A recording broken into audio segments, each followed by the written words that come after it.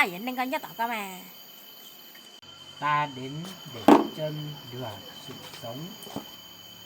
Nên có chứ này.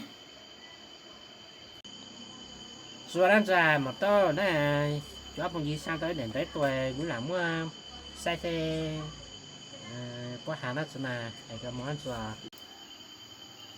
Vậy này, sao đây cũng một số sử dụng khác cơ.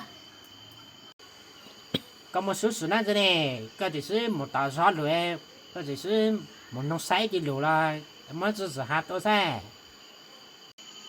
Cũng một tờ gió lù, cũng nó có hạt ta cả tổ lông con dâu dưa lù nà là.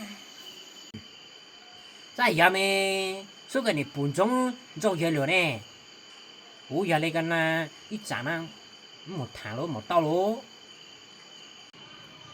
Gió mà, giờ tới cái thấy cái thật thái, bố mùa mình nhỏ cái chân lắc gió cái chỉ nè, tôi có chân lù nà là. 啊，这不干嘛做得啦？这姑家装做嘢了，家开以后呢，这嘛今日只咪嗰啲人唔少啦。